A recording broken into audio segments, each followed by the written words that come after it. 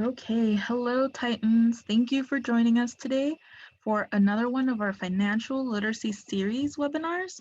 This time it's on loan borrowing. I am your host and presenter for today. My name is Lupe Tinoco Oliveros. My pronouns are she, her, hers, and I am the programming graduate assistant at Tuffy's Basic Needs. Now, I do want to disclaim that I am not a financial advisor or a counselor. This presentation contains general information about loans and loan management. If you do have individualized questions about your loans or potentially taking out loans, I highly encourage you to speak to a financial aid advisor.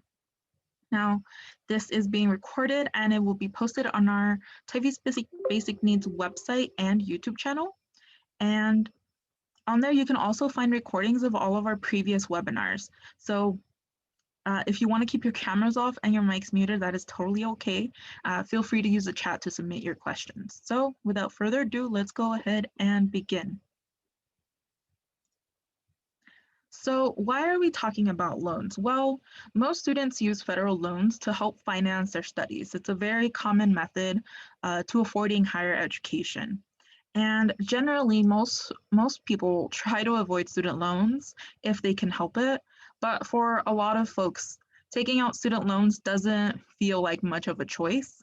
And that was my experience. If I wanted to get a degree, I needed to take out student loans because otherwise I wouldn't be able to afford it. But so being informed about borrowing and how to repay those student loans can help alleviate that discomfort of taking them out and also help prepare us to make responsible financial decisions so that we are able to manage them. Now, in this presentation, I am going to be talking about types of student loans, just a quick recap. Also, how to determine how much of my loan I need to take out. When taking out loans, what are some things to consider? Strategies for responsible borrowing, and then I'll just be sharing some resources that we talked about in the presentation and have time for questions at the end. So I'm going to do, as I mentioned, a quick recap on the types of student loans. Let me jump into that. So for undergraduate students, there are federal direct subsidized and unsubsidized loans. Subsidized loans means that the government pays interest while you are in school.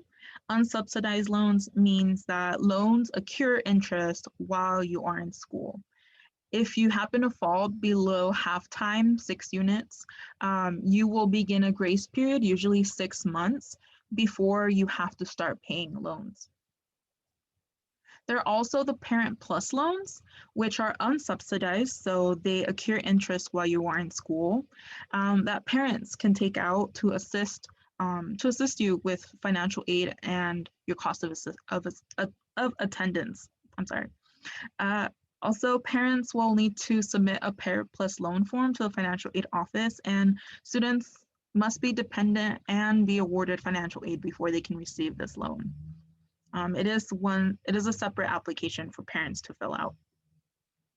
And then there's also the Dream Loan. The California Dream Loan is a subsidized loan program for undergrad students with a valid California Dream Act application and a valid AB 540 affidavit on file with Cal State Fullerton. And the purpose of this program is to grant access to an additional form of funding to help Dream students afford a public education. Now, I'm not going to go into details about these loans, but generally you will know if you have been awarded one of these loans through the financial aid office when they release your financial aid award. So if you are wondering if you receive one of these loans, that is the first place to look. Now, there are a lot of benefits to receiving a federal or state loan. Generally, the interest rate on these loans is fixed and lower than that of private loans, much lower than a credit card. Fixed interest just means that it will stay that the interest on your loan will stay the same from the minute that you sign until the minute you pay it off. And it is a lot lower than private loans. So long term, you do end up paying less than if you were to have a private loan. Also, you don't need a credit check or a cosigner to get most federal student loans. You don't have to begin repaying your student loans until after you leave college or drop below half-time, as I had mentioned previously. This is what's known as a grace period, and it's generally 6 months after you graduate. If you demonstrate financial need, the government pays the interest on some loan types while you're in school and even during your grace period. So this applies directly to subsidized loans. And this does mean that you end up paying less in the long run. Federal student loans offer flexible repayment plans and options to postpone your loan payments if you're having trouble. Also, if you plan on going to grad school, you have the option to put your undergraduate loans on pause until you finish your grad degree. And if you work certain jobs, you may be eligible to have a portion of your federal student loans forgiven if you meet certain conditions. Now I'm going to touch on alternative loans or private loans. I apologize for that. So you can have federal loans and alternative loans at the same time. A private student loan can help you pay for college when savings, scholarships, and federal aid aren't enough, but should be the last financing option to be considered and used. Some things to consider with private loans is that they're credit-based. So that means that the lender will review your credit worthiness. That usually means running a credit check and looking at your history. If you don't have sufficient credit history, you will probably be asked to have a cosigner or someone who has demonstrated a reliable credit history in the past. They will also use this credit run to determine your interest rate. But your interest rate will also be determined by the loan terms and the options that you choose, or options you choose are considered. So you have options with private loans. Most student loans can be taken out by students, but you also have the option to have a parent or a creditworthy individual, such as a legal guardian or a relative, help you take out these loans. You can also shop around for the loans since there are many different options with different interest rates, terms, and you can outweigh the pros and the cons of different loans. And you can choose different ways to pay. Similarly to federal loans, some private loans offer different repayment methods, such as including making payments while in school, while you can help, which can help you reduce the cost in the long run. So how to apply for private student loans? As I mentioned, shop around. A good place to start is the financial aid office, which might have a lender list or a list of private student loan providers that the school recommends. But not all schools might have this, so just a word of caution. Also, you can compare what each lender has to offer in terms of fees, interest rates, and repayment options, as I had mentioned previously. Read the footnotes. When you apply for a private loan, make sure that you read the terms and conditions. Now, I know terms and conditions are not everybody's favorite, but this can help you compare different loans from different lenders when you are shopping around. Don't borrow more than what you need. Some lenders require the school to approve or certify your private student loan amount to help you avoid borrowing more than what you need. And that is actually a great idea. But borrow only for the cost of tuition and related expenses so that your payments are manageable when you finish school or as you have to repay your loans. Also consider a cosigner. I briefly touched upon this in the previous one, but you can benefit from having a cosigner, especially if you're an undergraduate or a student without a steady income or credit history. If a parent or another creditworthy individual cosigns with you, it might give you a better chance of approval and it might give you a better chance of having a lower interest rate. And then lastly, talk it over, right? If you have questions, ask your counselor or anybody else that you trust to learn more about the process of taking out student loans to pay for college. You don't have to go through this alone. So next, how do I determine how much of my loan I need? Figuring out how much you need will have to be done every year that you're in school. You can find the cost of attendance or a net price calculator on the financial aid website. Here down below, I linked the financial aid website to Cal State Fullerton. And also in your financial award letter, you'll see the cost of attendance on there as well. But basically, you find out the cost of attendance, right? This could include things like tuition, fees, housing and meals if you live off campus or with family. You will have to estimate this on your own. So how much you pay for rent and for meals in a year. If you live on campus, this is generally already included and calculated for you. But this also includes books and supplies. This can also be an estimate year from year. Travel or commuting expenses, right, like gas or parking passes, and other miscellaneous expenses that you have. Once you have determined the cost of attendance, you're going to subtract the money that you receive from scholarships, grants, work study, or any other source of income for school. The remaining balance is how much you will need to take out in loans. Of course, there are many other factors that you will add or subtract based on your personal life circumstances, but generally this is what people refer to when they mention to take out only what you need.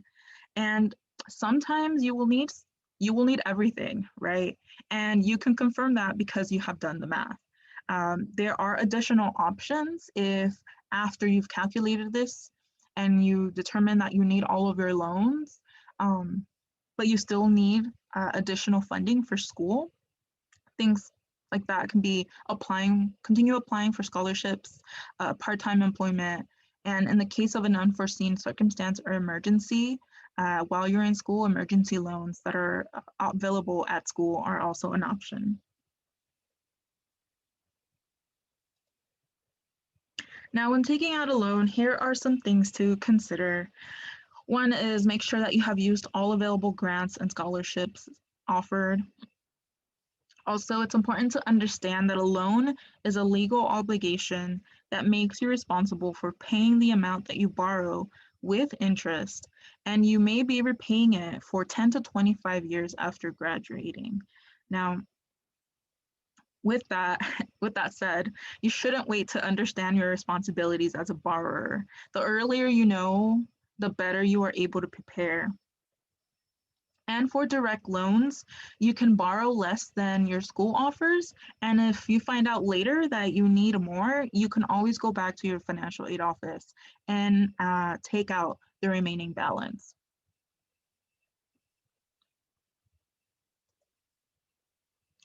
So now you have these loans, right? Now what? Well, I'm going to dive into some responsible borrowing strategies. One, keep track of how much you're borrowing. Sometimes it's easy to just click buttons that you see on the screen and lose track of how much you've taken out, right? You can view your federal student aid history at studentaid.gov. You will see the link there. And you can log into your portal. If you have private loans, they will not be listed on there, so you will have to go to your lender. But generally, if you have federal student loans, you can just go to studentaid.gov.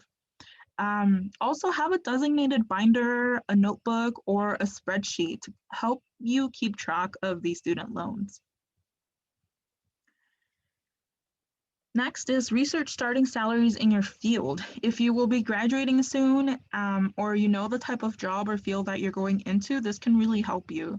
Ask your school, you can talk to a career counselor for starting salaries of recent graduates in your field of study to get an idea of how much you are likely to earn after you graduate. You can also use these tools by the U.S. Department of Labor to help you figure out salaries. So one thing with this is that lifestyle, geography, like where you're living, and other external factors can impact, of course, how much you earn. But this can give you an idea as to what repayment plans might be best for you after you graduate. And I'll be talking more about that a little bit later. Next is understanding the terms of your loan and keep copies of your loan documents. So when you sign your promissory note, which is something that you do at the very beginning when you first take out those loans. You are agreeing to repay the loan according to the terms of a note, even if you don't complete your education, you can't get a job after you complete the program or after you graduate, or you don't like the education that you received. So make sure that you read the fine print. And if you have any questions about what's on there, ask for clarification from your lender or from a financial aid counselor before you sign. And make sure that you have copies of all of these documents stored somewhere safe. Next, make payments on time. You are required to make payments on time, even if you don't receive a bill, a repayment notice, or a reminder. It is on you to make sure that you make those payments.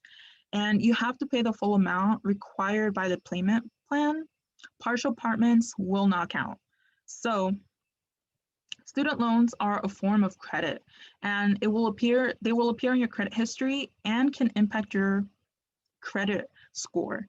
If you joined me last week on Understanding Credit webinar, you will know that making payments on time is the largest sector of what composes your credit score. So even one missed or late payment can really have a negative impact. Now, don't fret, right? Keep in touch with your loan servicer. Notify them when you graduate, when you withdraw from school, when you drop below half-time status, you transfer to another school, or have any changes in your personal information. You should also contact them if you're having trouble making your scheduled loan payments. They have options available to help you keep your loans and your status in good standing, and they will work with you to do that, right? So make sure that you have their phone number somewhere in that binder or that spreadsheet that you keep with all your loans, so that you know to reach out to them in case you anticipate that you might not be able to make a payment.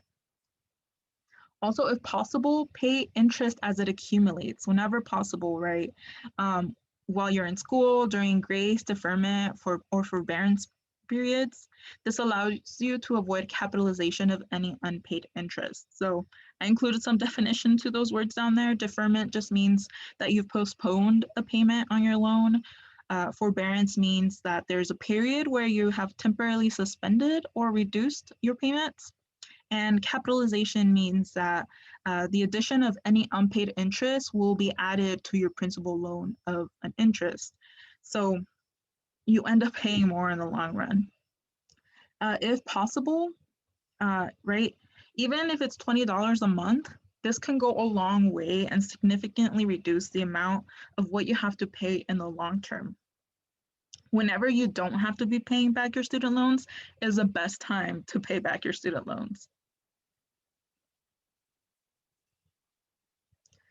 Now, the last point I want to talk about is understanding what repayment might look like.